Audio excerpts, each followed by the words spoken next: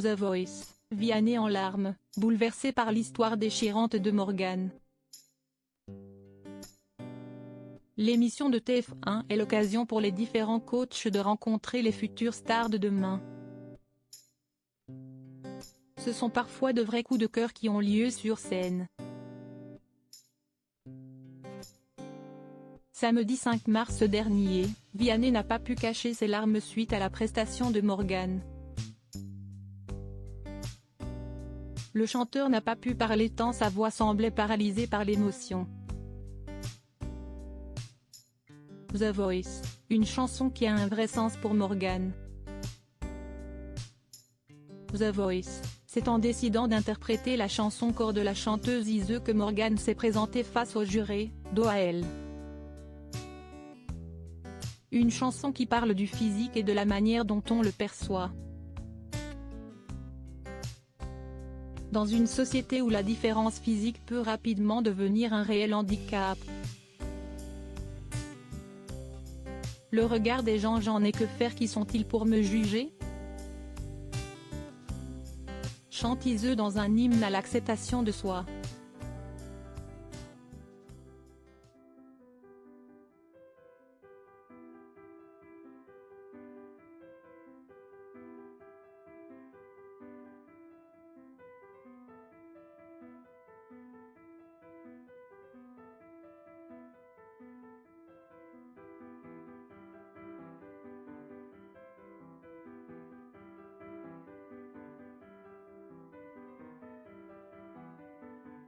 Pas dans la glace. Depuis que j'ai découvert cette chanson, je me sens belle, je me sens moi-même, je me sens écoutée sans être jugée. The Voice, un discours qui en a sûrement touché plus d'un samedi soir. Amel Bent et Vianney ont en tout cas été très émus, surtout le jeune papa, si touché qu'il ne peut pas retenir ses larmes. Vianney bouleversé, Amel Bent partage son expérience. « Tu pleures ?» demande Marc Lavoine à Vianney, le jeune homme ne s'en cache pas. « C'est hyper dur pour moi d'entendre ça. Je ne peux pas parler après ça. » Amel Bent en profite alors pour donner son avis. Même si elle ne s'est pas retournée, elle tient à s'exprimer auprès de Morgane.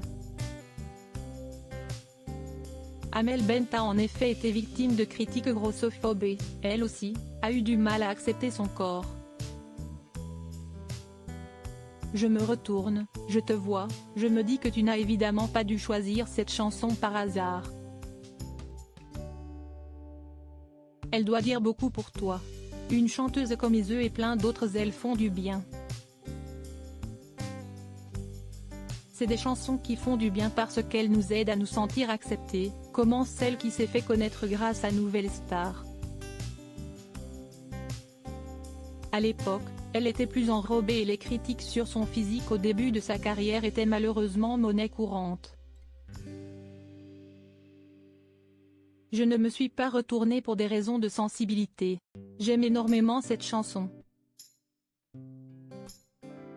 Je suis peut-être restée dans l'ombre de ce qu'elle m'a procuré.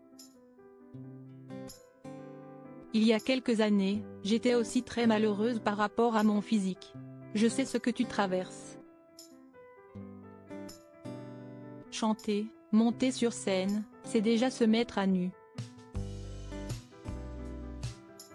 Quand on vient chanter cette chanson avec le parcours que tu as eu et que tu dois avoir par rapport à ton apparence, c'est normal. On ne va pas faire de langue de bois, on vit dans une société qui est ultra grossophobe. On a beau être dans une dynamique de body positive, il faut les porter les kilos. Ça reste un combat tous les jours. Je voulais te dire à quel point je te trouve forte, courageuse. Morgane continue l'aventure. Si la jeune chanteuse venue de Bordeaux a réussi à toucher les membres du jury, c'est avec Florent Pagny qu'elle continue l'aventure. Elle peut en tout cas se féliciter d'avoir fait passer un joli message à une heure de grande écoute en se servant de son art, de la musique. Ceux qui ont été touchés par la jeune chanteuse pourront la revoir lors de l'étape des Battles. L'émission de TF1 continue de séduire les Français qui étaient 4,42 millions à découvrir les talents de Demain samedi soir dernier. La soirée était dédiée à la musique puisque le télécrochet de TF1 était en compétition avec Eurovision France, sur France 2. Après le succès de la France l'année dernière lors de la compétition. Une belle deuxième place pour Barbara Pravi, on pouvait s'attendre à un très gros chiffre. Il n'était pourtant que 1,47 million devant leur écran de télévision, un chiffre décevant pour la chaîne publique qui s'attendait sans doute à mieux.